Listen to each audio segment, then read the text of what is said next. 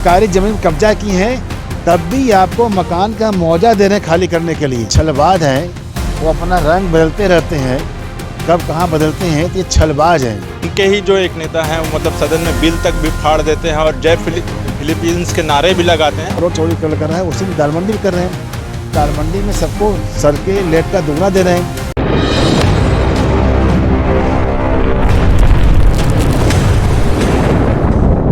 अभी हमारे साथ मंत्री रविंद्र जायसवाल जी हैं। मंत्री जी, पहले आपको बहुत बहुत शुभकामनाएं।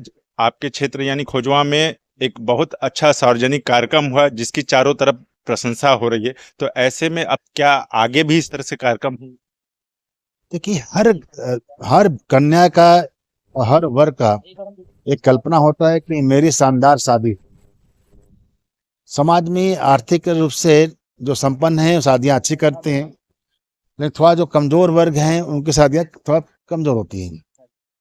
जो संपन्न वर्ग है खूब अच्छी शादी करता है, तो उनसे यह मैसेज देने का प्रयास किया गया था कि हम अपनी शादी के साथ साथ अगर 2-4 शादियां भी करना शुरू कर दें तो उन कन्याओं का भी जो उनकी इच्छा पूरा हो जाएगी। बड़े भाई डॉक्टर वीरेंद्र जायसवाल जी के बेटे की शादी था दिसंबर में, तो पार्टियां हम लोग नहीं किए थे कि इस पार्टी का दुरुपयोग किया जाए। हम लाखों रुपया खर्च करने के बाद अपने खुश हो जाएंगे, अपने गेस्ट खुश कर लेंगे, लेकिन सकारात्मक काम किया जाए।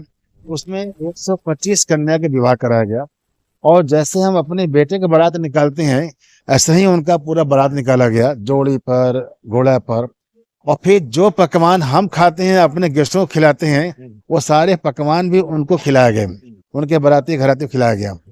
मेरा समाज से अपील है कि हम लोग क्यों न ऐसा प्रयास किया जाए कि मेरे घर में शादी हो तो हम 1-2 कन्याओं का शादी भी साथ में कर दिया करें, हम 1-2 वर्ग का शादी साथ में कर दिया करें।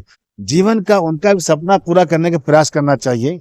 यह एक नया संदेश है, लोगों से मेरा राय है ऐसा नया प्रयास करने के बाद से हर कन्या हर वर्ग का इच्छा पूरा होगा। आप वरिष्ठ राजनीतिक नेता हैं, तो बात करें तो अभी हाल के दिनों में जिस तरह से अभी चर्चाएं चल रही है, दालमंडी परिसर में अभी वक्फ बोर्ड को लेकर लोगों ने 15 मिनट तक की बत्तियां तक बुझा दी और आपके ही पार्टी के आपके ही कुछ लोग भी हैं, वो भी ये कह रहे हैं कि रेवड़ी तालाब, सोनारपुरा, दालमंडी के लोग नाखुश थे, लेकिन उन्होंने आतंकवादियों का मतलब पोस्टर जारी किया, विरोध प्रदर्शन किया। तो ऐसे में अब कैसे समीकरण बैठ रहा है? देखिए, क्या है कि बनारस में दालमंडी सहित पांडेपुर, शिवपुर, पांडेपुर से लालपुर, पचकोसी रोड, शिवपुर का पचकोसी रोड, नरिया, बीएचयू रोड, ये तमाम अभी इस समय चल रहा है रविंद्रपुर कॉलोनी, चौड़ी कॉलोनी, ये सारे रोड चौड़े हो रहे हैं। यहाँ एक बड़ा घनीय बाजार है, चाहे गोल्ड का, चाहे इसका मेडिसिन का, चाहे साड़ी का, तमाम यहाँ पर आवागमन होता है। हर आदमी जब जाम में फंसता है तो कहता है कि चौड़ा होना चाहिए। सरकार चौड़ीकरण करने के लिए तमाम रोड चौड़ीकरण कर रहा है, उसी में दालमंडी भी कर रहे हैं। दालमंडी में सबको सर के लेट का दुगना दे रहे हैं। यहाँ तक जो किराएदार हैं, जो मालिक नहीं है, हम उनको पुनः स्थापित कर रहे हैं। यहाँ तक सरकारी संपत्ति भी जिन्होंने अवैध बना भी लिया है, हम उनको भी दे रहे हैं मुआवजा मकान का। यह सहृदयता है माननीय प्रधानमंत्री, माननीय मुख्यमंत्री जी का। ठीक बात भी है। हाँ, सरकारी जमीन कब्जा की है तब भी आपको मकान का मुआवजा दे रहे हैं खाली करने के लिए, और जो किराएदार हैं उनको पुनः स्थापित कर रहे हैं। सबके हाथ में रोजगार हो और रोजगार को सबके हाथ में आवास हो, मुफ्त में आवास बांटने काम को कर रहा है तो प्रधानमंत्री मोदी और माननीय मुख्यमंत्री कर रहे हैं। सबके हाथ में रोजगार बांटने के लिए 19 प्रकार के व्यापार में सरकार ने दे रहे सब्सिडी ताकि सबके हाथ में रोजगार आवे। तो हम रोजगार छीनने के कहा हम ही हैं जो रोजगार भी दे रहे हैं, आवास भी दे रहे हैं और अनुदान भी दे रहे हैं, सब्सिडी भी दे रहे हैं। हम ही हैं सरकारी जमीन पर कब्जा करने पर भी आपको मकान का मुआवजा दे रहे हैं। उनके ही जो एक नेता हैं वो मतलब सदन में बिल तक भी फाड़ देते हैं और जय फिलीपींस के नारे भी लगाते हैं। और कांग्रेस की तरफ से एक अभी पोस्ट जारी हुई जिसमें प्रधानमंत्री की बॉडी को जो है मतलब चेहरा हटा दिया। यह कुल छलबाज हैं, यह छलबाज हैं, वो अपना रंग बदलते रहते हैं, कब कहाँ बदलते हैं, तो ये छलबाज हैं।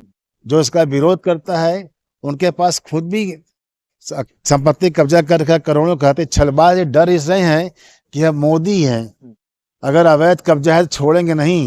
ये छलिया इसलिए घबराए हुए हैं। एक आखिरी अंतिम प्रश्न, चूंकि अब आपको भी जाना है, तो जिस तरह से यूपी में एक तरफ बाबा जी हैं, एक तरफ अखिलेश यादव जी लगातार मतलब वार करते जाते हैं। अभी राम जी सुमन को लेकर अभी बात चल रही है, तो उन्होंने कहा कि इस तरह का विरोध टायर फेंक कर मारना मतलब वो अच्छा नहीं है, तो ऐसे क्या अब राजनीतिक दृष्टिकोण अब ऐसे ही आगे चलता रहेगा?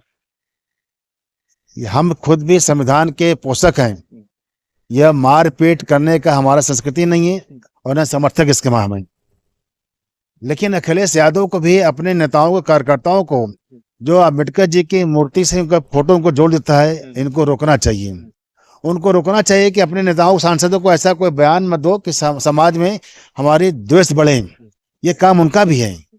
हमारे यहाँ का कार्यकर्ता को ट्रेनिंग देते हैं, राष्ट्र के लिए समर्पित रहो, संगठन समर्पित रहो और आसपास लोगों के प्रति समर्पित रहो। ये हमारा संस्कार है। उनके संस्कार है कब्जा करो, यहाँ कब्जा करो, वहाँ कब्जा करो, उनका संस्कार है।